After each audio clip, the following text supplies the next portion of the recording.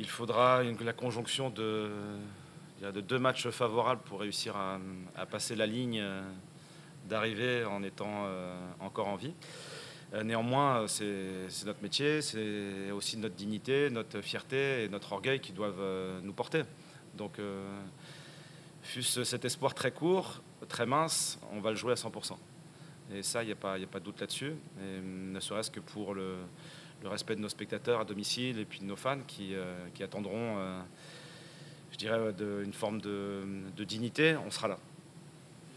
Alors là, je ne peux pas vous dire qu'ils sont dans le meilleur état possible, hein, parce qu'on savait que ce match-là était un match qui pouvait nous permettre, dans les ultimes secondes de cette Ligue 1, de recoller à Metz, qui a perdu d'autant plus.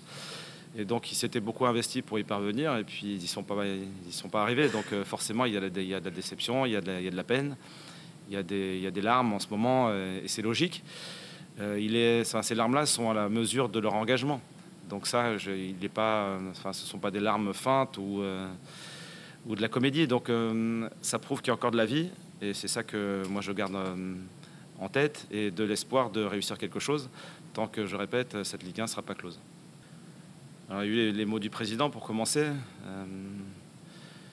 Qui nous dit que cette Ligue 1 n'est pas terminée. Et c'est ce qu'on est en train de se raconter en ce moment. Et qu'on doit, devant notre public, de finir la saison du mieux possible. Donc ça, ce sont les premiers mots. Et puis ensuite, les miens, ils vont dans le même sens. C'est-à-dire que ce qui est passé, on le regrette. Parce que si on en est là aujourd'hui, c'est qu'il y a des raisons. Donc on n'a pas été toujours une équipe très engagée, pas toujours une équipe très en cohésion, pas toujours une équipe très reliée sur les valeurs qui nous partageaient. Aujourd'hui, c'est le cas. Et je crois que c'est le cas vraiment depuis la reprise de janvier. Néanmoins, on a pris du retard. Et puis au moment du sprint final, ça commence à coincer pour différentes raisons qui sont quelquefois explicables, quelquefois pas. Et on a l'impression de courir après quelque chose qui nous échappe en permanence. Donc ce que j'aime, c'est l'investissement du moment et que cet investissement, il doit aller jusqu'au bout. Donc c'est ce qu'on va faire. Vous pouvez compter sur nous là-dessus. Et si une ultime chance peut nous être proposée, on va la jouer à 100%. C'est difficile à expliquer, je dirais, avec des raisons très, très claires et très précises, puisque en fait,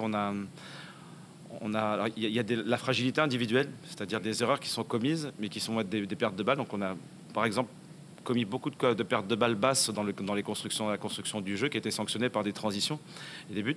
C'est pas le cas aujourd'hui, par exemple. Mais par contre, on a, sur le premier but, par exemple, on a un joueur qui, à un moment, sort de l'organisation, vient presser, ouvre le côté, permet la possibilité de centrer dans un fauteuil. Et donc ça, c'est quelque chose dans notre organisation qu'on sait qu'on ne fait pas de manière habituelle. Et puis là, à la 42e minute, je ne sais pas pourquoi ça se produit. Donc c'est ce type de fragilité qui, à un moment, ouvre des opportunités à l'adversaire qui n'a rien créé pour les faire et qui ne sont pas compensées non plus. Il ne faut pas l'oublier parce que des erreurs, il y en a dans les matchs. Mais on n'a pas aujourd'hui le niveau suffisant pour pouvoir compenser ces erreurs qui initient des déséquilibres. Donc ça tient au niveau global de notre équipe, c'est-à-dire que on n'est pas suffisamment dominant dans les différents secteurs de jeu pour pouvoir répondre à ces problématiques-là.